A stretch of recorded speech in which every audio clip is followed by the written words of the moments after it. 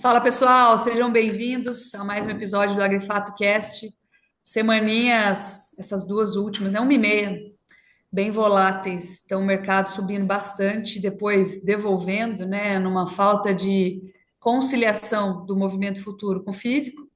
Então, natural que eles voltem a se encontrar ou se buscar, mas isso trouxe bastante volatilidade para o mercado, porém, algumas boas oportunidades de comercialização que eu vou trazer para vocês já já.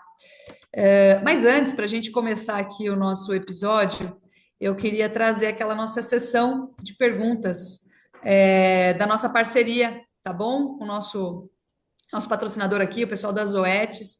Então, a gente tem conciliado perguntas de mercado com perguntas que respondam aí a questões sanitárias também, lembrando que a Zoetis é uma das referências em saúde animal. Então, vamos lá, os dados de abate do último trimestre de 2024 mostram alguma mudança no perfil ou no volume dos abates que possa indicar uma maior ou menor intenção de confinamento em 2025? Olha só que interessante. O que esses números revelam sobre o comportamento do produtor nesse cenário? Pergunta boa, né? Então, vocês veem que a pergunta é legítima, gente, não é pergunta ensaiada, não. Então, vamos lá. Em relação à mudança de perfil, eu acho que tem um reforço aí da participação das fêmeas, que ainda esteve acima da média, que eu acho que ainda reflete uma crise na pecuária, né? Nós estamos falando do segundo semestre do ano passado, e aí vocês podem me perguntar, falam, nossa, Lígia, mas no segundo semestre do ano passado o preço do boi não subiu muito. Então, ele subiu, mas quando a gente fala de abate de fêmeas, nós estamos falando basicamente do criador, né? Ou do cara de ciclo completo. E essa figura não teve um aproveitamento tão sólido daquela alta do final do ano passado. Vocês concordam comigo? Porque o criador ele fica preso ali na venda do bezerro, na venda da genética, e não na venda do animal terminado de segundo semestre, né? Então, basicamente, a gente tem aí uma indicação de uma continuidade dessa crise que se reflete em abate de fêmeas acelerado, uma descrença em relação às margens, à rentabilidade do negócio, enfim. Em relação ao que isso pode interferir no comportamento do confinamento esse ano, eu vou voltar um pouquinho antes, né? Se a gente observar 2023, por aí, final de 2023, nós começamos a notar um aumento do ágio da cria. Foi quando o bezerro alcançou o fundo do poço, aí, em torno de R$ 9 o quilo de cotação, e começou a reagir, quase chegou a atingir os R$ 15, voltou hoje para mais ou menos 12, né? Então, como nós já sentimos falta dos bezerros, já que o abate de fêmeas vem desde 2022, final de 2022, isso pode refletir numa reposição mais cara, numa piora da conta do confinamento, tá? Inclusive aí a gente pode botar também o comportamento dos insumos, nós vamos falar disso ao longo agora do episódio, mas essa pode ser uma influência numa capacidade de engorda intensiva por é, encarecimento aí da reposição, então isso pode acabar influenciando, né? Apesar de a engorda intensiva ser um caminho sem volta, porque a aplicação de tecnologia é um encurtamento do ciclo do animal na fazenda, mas a gente ainda tem ondas dessa tecnologia ser aplicada, né? E nesse momento, talvez a redução da rentabilidade em decorrência de uma possível alta do boi magro, da reposição, pode acontecer, assim como o caixa apertado do pecuarista e a dificuldade de acessar crédito, tanto pelo ponto de vista de volume de recursos quanto taxa de juros também pode atrapalhar, tá bom?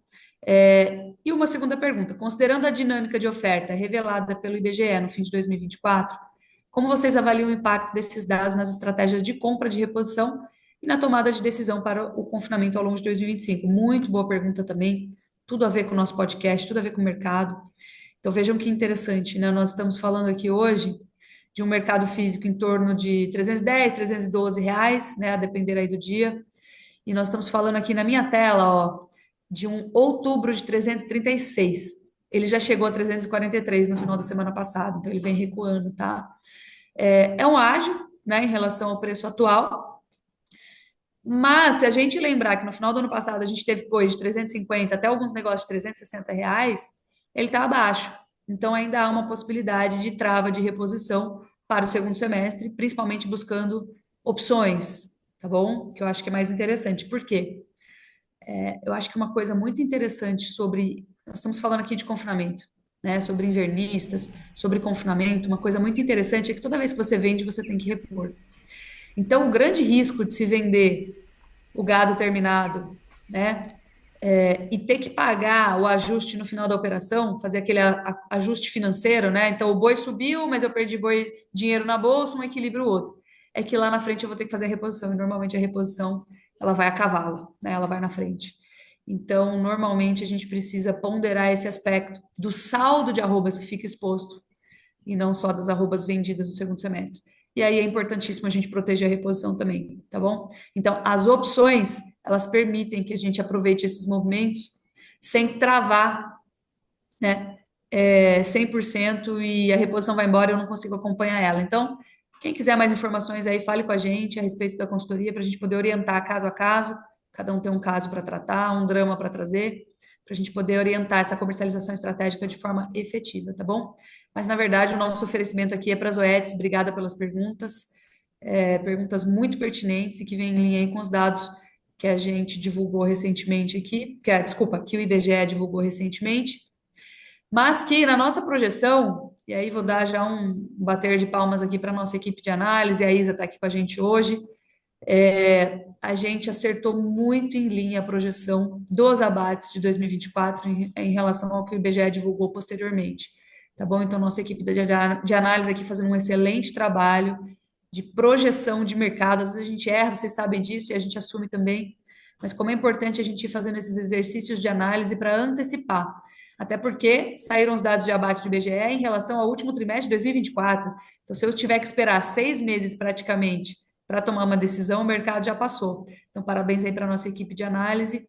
A gente ficou 0,2% diferente em relação ao número divulgado pelo IBGE na nossa projeção anterior, tá bom? Então, parabéns aí para a nossa equipe de análise. Eu acho que os destaques da semana para a gente começar a falar de mercado são, de fato, essa alta que a gente observou depois do carnaval começar. Eu acho que o mercado, já falei para vocês, o mercado ele tem um clima, né? Ele tem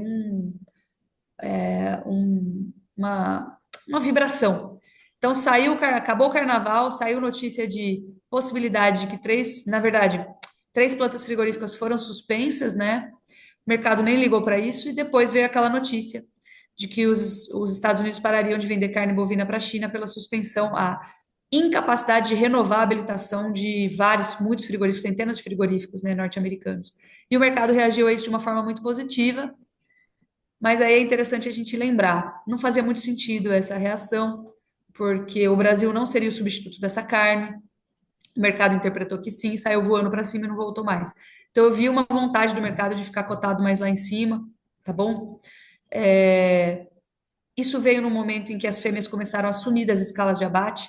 É natural que isso aconteça a partir de março, né? A falha das fêmeas na estação reprodutiva, ela é refletida principalmente em animais sendo descartados entre janeiro, fevereiro e março, mas março já começa a desacelerar. Então é natural que isso aconteça. E eu acho que isso foi o principal movimentador, aí, o principal direcionador, desculpa, de mercado para essa segunda quinzena de maio e que manteve o mercado aí acima, né? Mas hoje, entre ontem e hoje, ele já vem recuando, pela incapacidade de o físico continuar reagindo. Então, vamos lembrar do começo do ano para cá, fazer um retrospecto aqui rapidão. O mercado veio de 325 para 320, 315, parou ali nos 310, 312. O mercado futuro caiu até 300 e voltou dando um ágio. Então, nossa primeira oportunidade que fica no radar é exatamente essa. O mercado futuro está dando um ágio para os contratos à frente. Então, o maio chegou a ser cotado ontem em 320, agora ele está em 318,65. Certamente, assim que vocês escutarem esse podcast, ele vai estar diferente, vai ter variado. Mas nós temos essas referências, né? O março, desculpa, vamos passar para o abril. O março em 313,80, o abril em 318,45, o maio em 318,65 e o outubro em 336,05. Lígia, ainda dá tempo de proteger a reposição? Dá. Por quê? Um dado interessante que falei aqui para vocês agora, mas que eu vou debater aqui de forma mais profunda é o ágio da cria está reagindo desde o final de 2022, tá? Na verdade, começo de 2023, vai. Já tem mais de ano que isso está acontecendo, e logo na sequência o que acontece é que o boi gordo reage. Então, cada dia que passa, cada mês que a gente fecha, nós estamos mais próximos de uma virada de ciclo para a fase de alta. Isso é importante a gente pontuar. Por quê? Porque, em média, entre o ágio da cria começar a reagir e o boi gordo reagir, dá mais ou menos 1 ano e meio. Então, nós estamos lá. Então, o nosso receio é, de fato, uma disparada no segundo semestre. A gente não sabe se isso vai acontecer ou não. Não consigo dar garantias. Se eu tivesse garantias para dar, não estaria aqui. Depende muito de demanda, depende de todas as variáveis que compõem o equilíbrio de preços, né, entre oferta e demanda, enfim. Mas a cada dia que passa, a gente está mais próximo disso acontecer, porque as fêmeas continuam sendo abatidas, o ágio da cria continua reagindo, só falta o boi gordo disparar por reflexo a uma falta de oferta. Tá? O boi gordo já disparou no final do ano passado, mas foi demanda. A gente precisa que a oferta comece a enxugar, tá bom? Então, os abates começando a enxugar, esse é o nosso indicativo de que, de fato, o ciclo virou e o boi gordo, ele vai andar positivamente aí por pelo menos 36 meses, pelo menos 24 meses, tá bom? Não esquecendo questões políticas que permeiam hoje a nossa atividade. O mundo hoje é um mundo muito incerto, muito instável. Deus nos livre, mas se os Estados Unidos botarem uma tarifa aqui amanhã, ou se eles revisarem, né, a nossa cota de exportação, tudo muda. Os Estados Unidos foram o segundo principal mercado do Brasil no ano passado, então são grandes parceiros comerciais, e a incerteza é muito grande. Se a China chegar a uma conclusão daquela investigação e resolver colocar taxa, cota, né, também teremos problemas. Então, hoje o mundo é um mundo muito instável e que faz com que os nossos cenários desenhados hoje caiam por terra muito facilmente amanhã por canetadas, né, de determinados governos. Então, cuidado aí com o otimismo exacerbado, o risco permanece. Hoje nós somos muito dependentes das exportações, mas muito mesmo, tá? O dólar sustentado, hoje o dólar sendo cotado aí em 5,74, né, o Petax aqui na minha tela. Ele é um dólar que está mais alto do que o mesmo período do ano passado, então ele sustenta as exportações. O Brasil hoje é a arroba mais cara do mundo, mais barata do mundo. Então, isso torna a gente muito competitivo. Se isso, por um acaso, essa vibração das exportações firmes for de alguma forma interrompida ou influenciada, a gente vai sentir aqui dentro o escoamento de carne ter que ser redirecionado para o mercado doméstico, que está combalido, tá? Principalmente por inflação, né? Taxação excessiva e complicações no âmbito fiscal. Então, a gente tem um rombo fiscal que a gente não tem conseguido contornar. Tá bom? Então, acho que eu queria dar um macro, assim, grande para a gente começar a funilar a análise agora e para os pormenores do mercado. Principalmente queria falar um pouquinho de mercado de carne, de exportações na semana. E eu acho que a Isa pode contribuir com isso. Bem-vinda, Isa. Obrigada, Lígia. Então, olhando mais para as exportações semanais, né? Se a gente fizer uma comparativa semanal, a média diária realmente teve uma redução aí de 19%. Mas se a gente pegar e olhar num parâmetro mais anual, a gente já está para bater o recorde de histórico para o mês de março. Então, já foram enviadas aí no acúmulo mensal 163 mil toneladas, então março 24 foi 166 mil, estamos aí só com 3 mil toneladas de diferença. E também, a segunda semana de março, a gente teve um incremento de 65% no comparativo anual. É um volume significativo, nossas exportações estão indo bem. Se a gente olhar, claro, no comparativo semanal, dá uma desanimada, mas se a gente olhar num comparativo anual, a gente consegue perceber que é um ritmo bem maior do que a gente viu nos últimos anos. Então, a nossa estimativa é que para o mês de março sejam embarcadas 210 mil toneladas de carne bovina in natura, que seria um novo recorde para o mês de março, que é muito bom. Agora, olhando para a perspectiva de atacado, né? O escoamento no mercado doméstico, é um movimento sazonal de uma segunda quinzena, uma população menos estimulada, menor capitalizada para uma segunda quinzena. Então, a gente vê sim um ritmo desacelerado, a carcaça bovina casada sofrendo uma desvalorização diante disso. O corte que mais está vendo essa desvalorização é o traseiro bovino, já que a população procura por cortes mais acessíveis, então vê ali por um dianteiro ou por uma proteína mais acessível. Porque enquanto o corte da a carcaça casada está caindo, né, você vê o frango resfriado subindo. Então, a gente viu aí uma valorização no frango resfriado de 0,20% no comparativo semanal, enquanto a carcaça bovina teve uma desvalorização de 0,50%, o que é um movimento até comum para uma segunda quinzena. Então, eu acredito que, assim, esses são os principais pontos que a gente observou nessa semana, uma exportação indo muito bem, num comparativo semanal, não tanto, mas num olhar anual bacana, e um atacado aí com dificuldades de escoamento.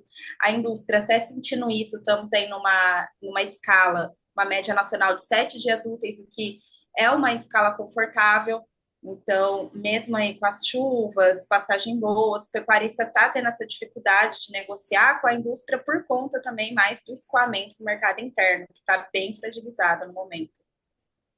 Acho que um ponto importante aí que a gente nota é essa dificuldade de venda de traseiro que você trouxe e em relação, por exemplo, ao spread e a diferença de preços com frango suíno que a gente viu dar uma encurtada também.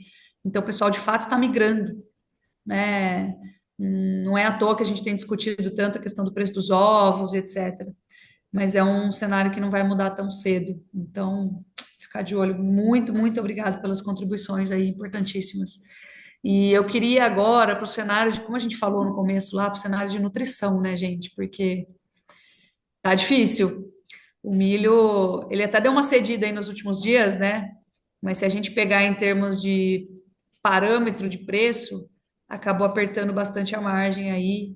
E ao mesmo tempo que o boi subiu nos últimos dias, o milho deu uma firmada também no prazo, vou colocar aí das últimas 2 semanas e meia, e aí acaba prejudicando bastante a relação, né? E a rentabilidade. Então, eu queria trazer as novidades aí do mercado milho e ver também essa arrancadinha que o dólar deu nos últimos dias, como que influenciou.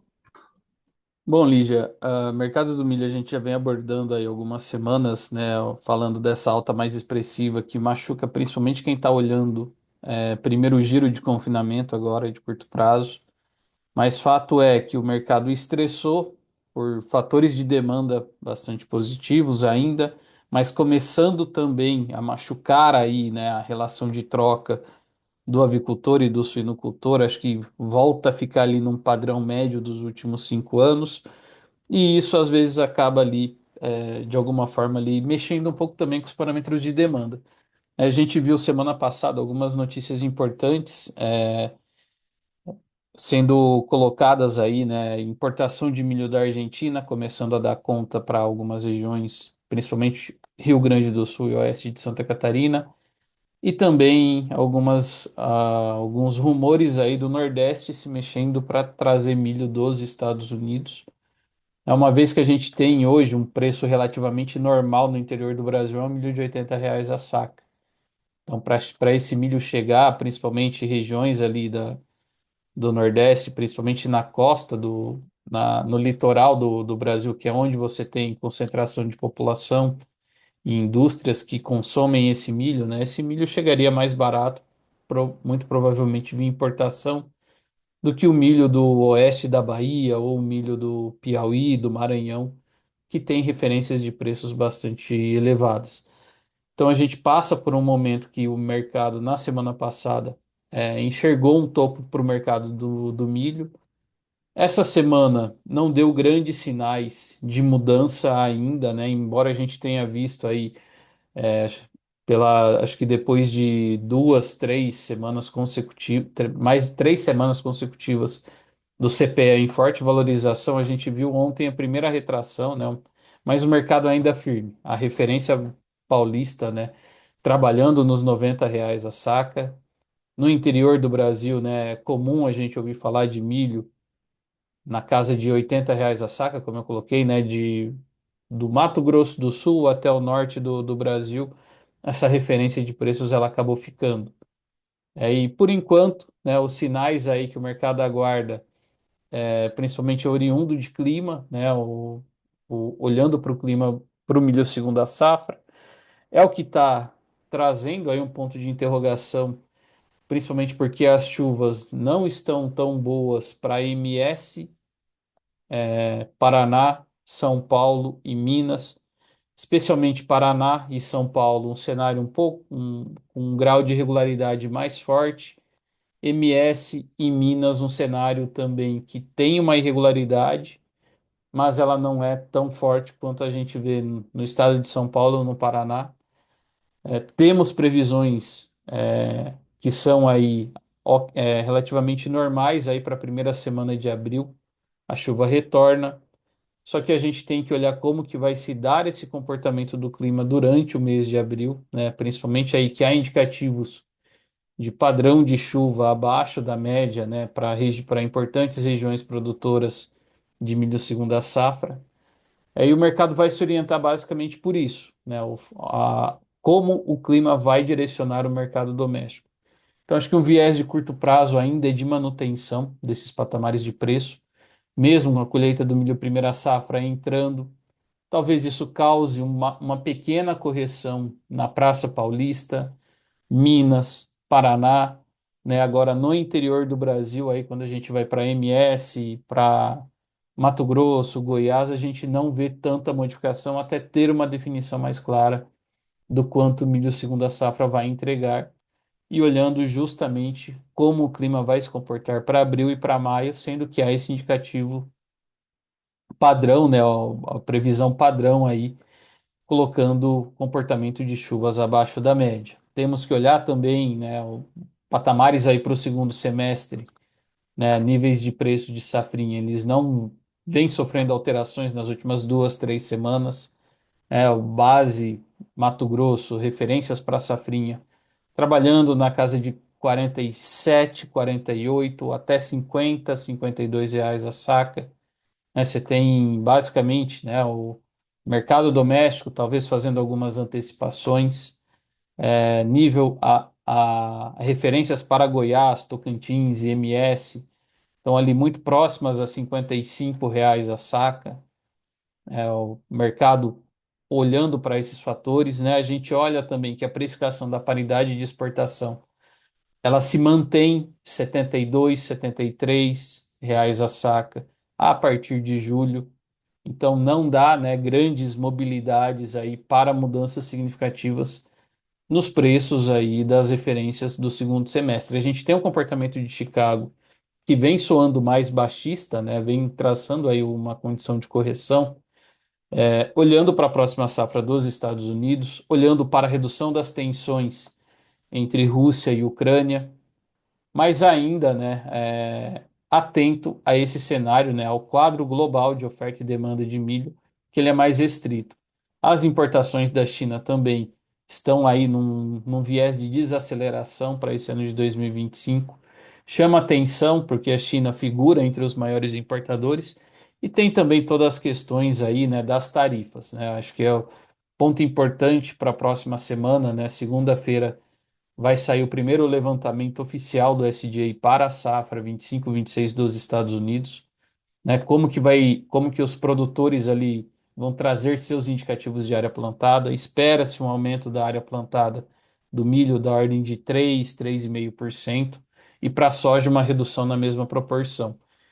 E já na sequência, no dia 2 de abril, né, a gente vai acabar abordando aqui também a questão das tarifas, a guerra das tarifas dos Estados Unidos com seus parceiros comerciais, União Europeia, México, Canadá, China. Então, tudo isso acaba trazendo, né, vai gerar aí grande perspectiva de volatilidade para o mercado.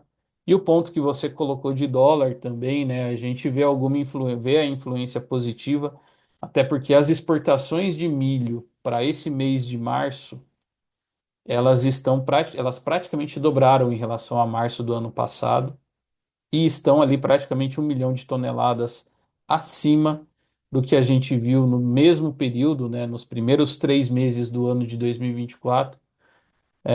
Esse ano de 2025 também exportações acima do ano passado e isso vai enxugando, vai colaborando para enxugar estoque. Então a gente tem fatores aí que para o mercado de milho ainda é um viés mais firme para o curtíssimo prazo, talvez dentro do horizonte de 30 dias, 40 dias.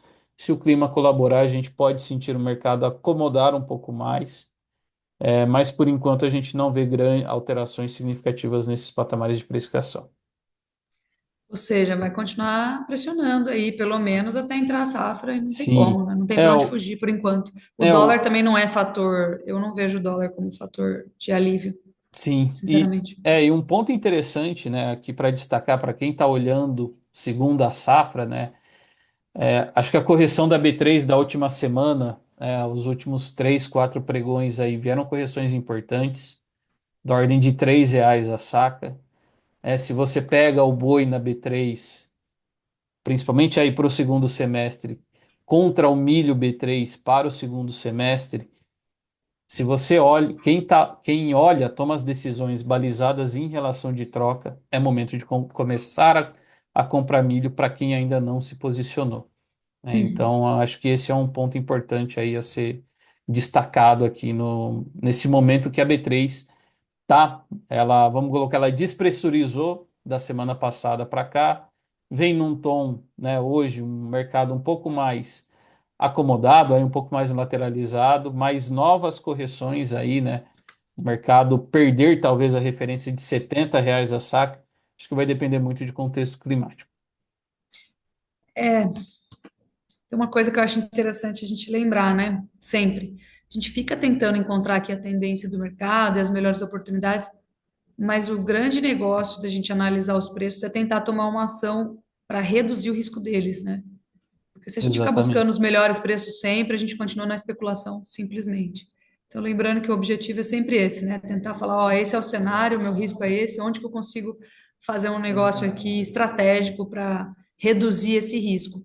Porque nós vendemos commodity, o valor agregado é muito baixinho, facilmente a gente fura ali a linha do custo de produção, e ali a gente cria um problema verdadeiro, né? Ali um problema bem grande. E, Rodrigo, como é que está aí nosso mercado financeiro? Como é que estão nossos agentes? O que está sinalizando aí para a gente de tendências, etc. Bom, vamos lá, Lígia. Bom dia, boa tarde, boa noite a todos.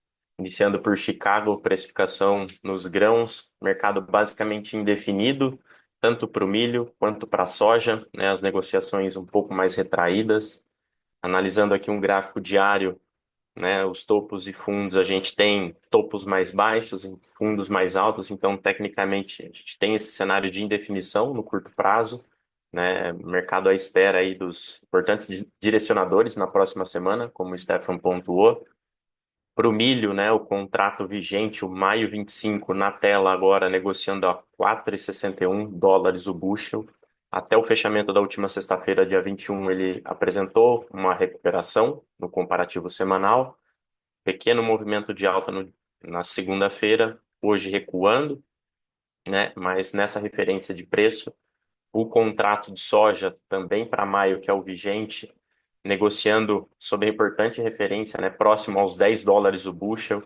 Então a gente tem esse importante nível dos 10, né, logo abaixo tem importantes fundos que foram marcados aí tanto nos US$ 9,91 o bushel quanto nos 9,94. Então, mercado negociando próximo a um suporte de preços, né? Também um cenário de indefinição, apesar de que se colocarmos aqui um indicador de tendência que a gente utiliza, né, uma média móvel de 20 dias, por exemplo, ela segue inclinada para baixo.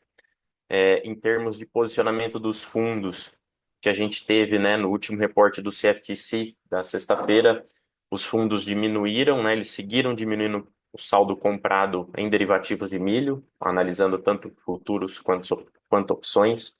Esse saldo, até a última atualização do CFTC, é de 107.270 contratos, né, essa posição até o dia 18 de março, por parte dos fundos. E na soja, eles aumentaram a posição líquida vendida para menos 22.005 contratos, também até o dia 18 de março, contabilizando futuros e opções. Então, esse cenário, né, cenário base de indefinição em Chicago. Na próxima semana, como o Stefan mencionou, nós temos logo na segunda-feira a divulgação de importantes relatórios por parte do USDA, tanto estoques trimestrais quanto a intenção de plantio nos Estados Unidos.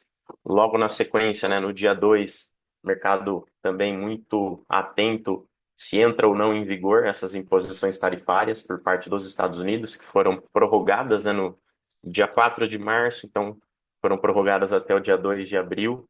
E também na próxima semana a gente deve startar aí o plantio nos Estados Unidos, né? Ele inicia olhando para milho e soja, né? O milho ele começa mais cedo e um fator que também vem trazendo um certo alento às cotações especialmente do milho, né? É um dado aqui, um monitor de seca é divulgado toda semana por parte do USDA, ele sai toda quinta-feira, né? Saiu no dia 20, diz respeito até o dia 18 de março. Cerca de 53% da área destinada ao plantio de milho está experimentando algum tipo de seca nos Estados Unidos.